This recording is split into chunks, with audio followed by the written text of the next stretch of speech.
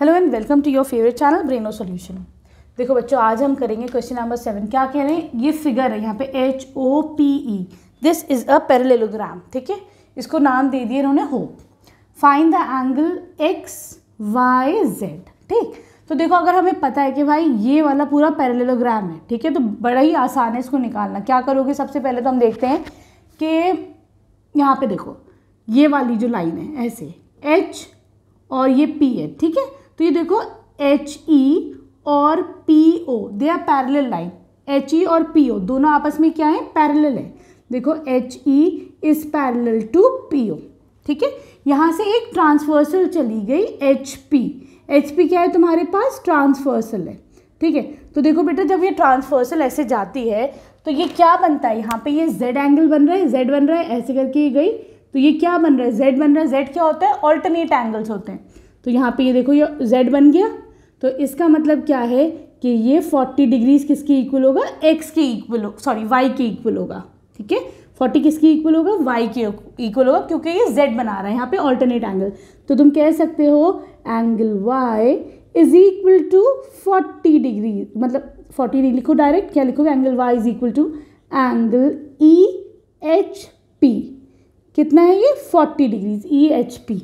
ठीक है, तो ये क्यों हुआ बेटा, दोनों इक्वल क्यों है, क्योंकि they are forming alternate angles. ठीक है, हमेशा ख्याल रखो जब Z बनेगा तो ऑल्टरनेट एंगल्स होंगे। ठीक, अब दूसरी चीज़ देखते हैं भाई, यहाँ तक तो हो गया, हमारी Y तो आ गया हमारे पास। ठीक है, अब देखो बेटा अगेन यहाँ पे तुम्हारे पास क्या है, दो पैरेलल लाइन्स है, एक HE और एक ये है EH, ये है PO।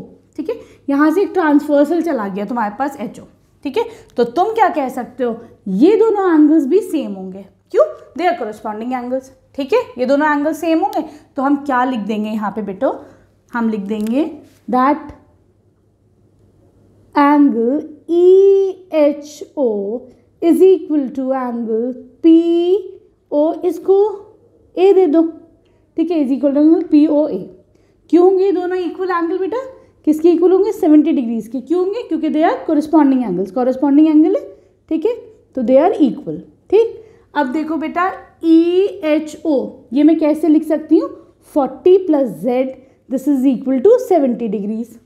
ठीक है, यहाँ से Z की वैल्यू आ जाएगी, Z कितना हो जाएगा, 70 माइनस 40 हो गया 30 डिग्रीज। आगे तुम्हारे पास, चलो अब एक और चीज़ देख लो। अब तुम्हें X निकालना है, तो ये देखो बेटा अब यहाँ पर देखो EP is parallel to HO। ठीक है, मैं इसको रब कर देती हूँ, तुम्हारे पास Y आ गया और Z आ गया एंगल। ठीक है, तुम्हें अब X निकालना है। ठीक है, चलो इसको अब हम रब कर देते हैं, ये ऐसे। ठीक, अब तुमको पता है यहाँ से ट्रांसवर्सल जा रही है, EP is parallel to HO।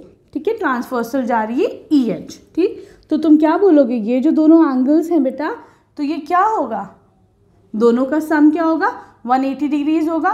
तो तुम यहाँ से बोल दोगे, या फिर इसको ऐसे भी कह सकते हैं,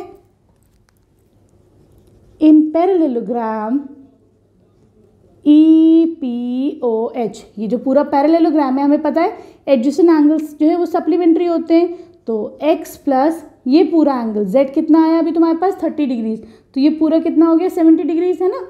X plus 70 degrees is equal to 180। क्यों, क्योंकि adjacent angles are supplementary, adjacent angles are supplementary लिख देना आगे। तो यहाँ से X कितना हो जाएगा, 180 माइनस 70 हो जाएगा 110 डिग्रीज। ठीक है, ईजी था, तुम्हारे पास आ गए XYZ तीनों चीज़ें आ गई। अब आ जाओ क्वेश्चन नंबर 8 पर। देखो बेटा इस क्वेश्चन में कह रहे हैं you have to find out, ये एक पैरेललोग्राम है GUNS गन्स। ठीक है, तुम्हें X और Y की वैल्यू निकालनी है। तो हमें पता है कि opposite sides of parallelogram are equal, तो मैं यहाँ से कह सकती हूँ 3x इज इक्वल टू 18। क्यों ऐसा है, क्योंकि हमको क्या प्रॉपर्टी पता है, opposite sides of a parallelogram are equal. ठीक है, सही। चलो यहाँ से 3x इक्वल टू 18 हो जाएगा, तो x कितना हो जाएगा, 18/3 डिवीजन में आ जाएगा, तो ये हो जाएगा तुम्हारे पास 6 सेंटीमीटर्स। ठीक, अब x आ गया। अब y देखो, यहाँ पर हमको पता है 3y - 1 इज इक्वल टू 26। क्यों होगा ऐसे? क्योंकि GU इक्वल टू SN होगा, GU इक्वल टू SN होगा, तो ये दोनों साइड्स आपस में इक्वल होंगी। ठीक, फिर तुम वही रीज़न दोगे, opposite sides are equal of a parallelogram. ठीक है, opposite sides are equal of a parallelogram. ठीक, तो यहाँ से देखो बेटा 3y is equal to 26, minus का इधर आएगा तो +1, ये हो जाएगा 27। ठीक, y कितना हो जाएगा? ये देखो मल्टीप्लिकेशन में, यहाँ आकर डिवीजन में हो जाएगा, तो ये हो जाएगा 9 सेंटीमीटर्स। तो तुम्हारे पास देखो x की भी वैल्यू आ गई है ना, x is equal to 6 centimetres. ठीक, और y की कितनी आ गई? y is equal to 9 centimetres. ठीक है, x और y दोनों की वैल्यू आ गई। ठीक, अब आ जाओ तुम क्वेश्चन नंबर इसी के सेकेंड पार्ट पे। देखो बेटा इसके सेकेंड पार्ट में क्या है, यहाँ पे तुम्हारे पास एक और पैरेललोग्राम है। ठीक है, ये कह रहे हैं कि यहाँ पर इसको मैंने पॉइंट को O ले लिया। ठीक है, RO इज इक्वल टू कितना आ रहा है तुम्हारे पास? 16 सेंटीमीटर्स आ रहा है। ठीक है, हमको पता है बेटा कि जो डायगोनल्स ऑफ अ पैरेललोग्राम होते हैं दे आर इक्वल, तो मैं यहाँ बाइसेक्ट ईच अदर। ठीक है, वो इक्वल होते हैं, मतलब क्या है इसका कि RO is equal to ON। क्यों है? क्योंकि डायगोनल्स बाइसेक्ट ईच अदर। ठीक है, diagonals of a parallelogram bisect each other. ठीक है ना, तो ये दोनों आपस में क्या होंगे? इक्वल होंगे। ठीक, तो यहाँ से तुम कह सकते हो 16 centimetre is equal to ON। ON कितना है? x plus Y. चलो अभी इसको बाद में सॉल्व करते हैं, क्योंकि इसमें 2 वेरिएबल्स आ गए, ये वाला पहले सॉल्व कर लेते हैं। दूसरा है तुम्हारे पास OS is equal to OU। Again वही वाली बात क्या है? Diagonals of a parallelogram bisect each other. ठीक है, डायगोनल्स क्या कर रहे हैं? आपस में बाइसेक्ट कर रहे हैं। ठीक है, तो यहाँ से बोल सकते हैं 20 is equal to y plus 7। ठीक, y 7 को इधर लेके आओ, तो ये कितना हो जाएगा? y is equal to 20 minus 7, या ऐसे ही कर लो, 20 minus 7 is equal to y, तो ये कितना हो जाएगा? 13 इज इक्वल टू y। तो y की वैल्यू कितनी आ गई यहाँ पे? 13 सेंटीमीटर्स। ठीक है, सही। अब तुम्हारे पास y गिवन है, ये 13 इधर रख दो तुम। ठीक है, y की वैल्यू आ गई, इसमें रख देते हैं अब हम। तो देखो यहाँ पे रखने से क्या हो जाएगा? 16 is equal to x plus Y कितना है? 13 सेंटीमीटर्स। ठीक है, यहाँ से x कितना हो जाएगा? इसको इधर लाओ 13 को, तो ये हो जाएगा माइनस। ठीक है, तो ये हो जाएगा तो आपके पास 3 सेंटीमीटर्स। तो यहाँ पे x और y दोनों की वैल्यू आपके पास आ गई। ठीक, अब आ जाओ तुम इसके क्वेश्चन नंबर 9 पे। देखो बच्चों, इस क्वेश्चन में कह रहे हैं तुम्हारे पास 2 पैरेललोग्राम है RIS की रिस्क। ठीक है, तुम ये देख लो, इसको मैं ऐसे अलग से मैंने यहाँ बना लिया RISK। ठीक है, यहाँ बना लिया इसको। एक और पैरेललोग्राम है क्लू। ठीक है, इसको मैंने ऐसे बना दिया, ऐसी तो है CLUE क्लू। ठीक है, अब तुमको ये बीच वाला एंगल x फाइंड आउट करना है। This is the angle. ठीक है, यहाँ पर ये जो एंगल है ये तुम्हें फाइंड आउट करना है। बेटा बहुत सिंपल है, क्या है? यहाँ पे देखो ये एंगल है तुम्हारा 120। ठीक है, दिस एंगल इज 120। दूसरा मार्कर लेते हैं ज़रा।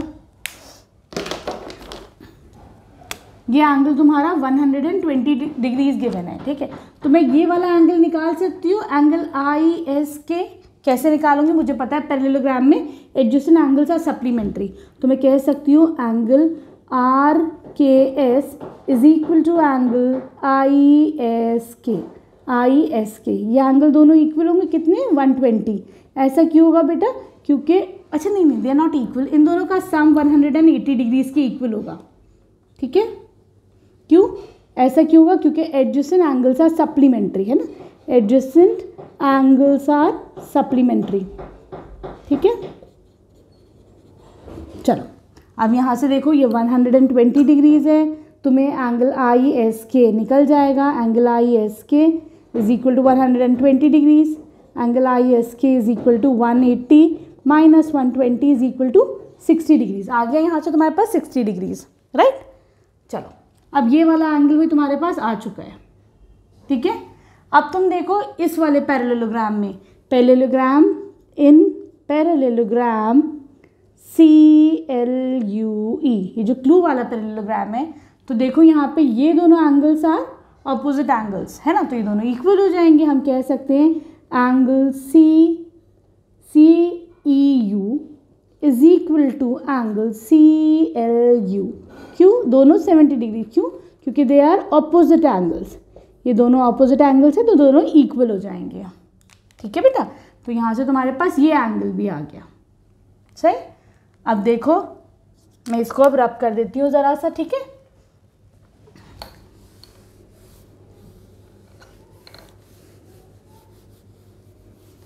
अब तुम यहाँ देखो, ये ऐसे बन रहा है एंगल ई एस, इसको तुम ओ मान लो, पॉइंट है ना यहाँ, हाँ ओ मान लेते हैं हम इसको।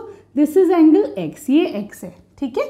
तुम्हारे पास ये आ गया 60 डिग्रीज, ये आ गया 70 डिग्रीज। तो ये एक्स कैसे निकलेगा, तो तुम कहोगे in triangle E O S, angle sum property लगाओ, 70 + 60 plus angle X is equal to 180 degrees, ठीक है। हमने क्या लगाया यहाँ पर, एंगल सम प्रॉपर्टी, ठीक है।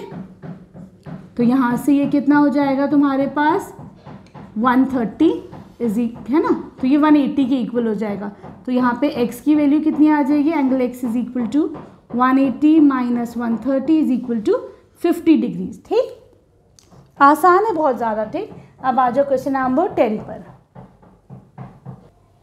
अब देखो बेटा इस क्वेश्चन में क्या है, explain how this figure is a trapezium. ये एक ट्रेपेजियम कैसे, इसको एक्सप्लेन करो।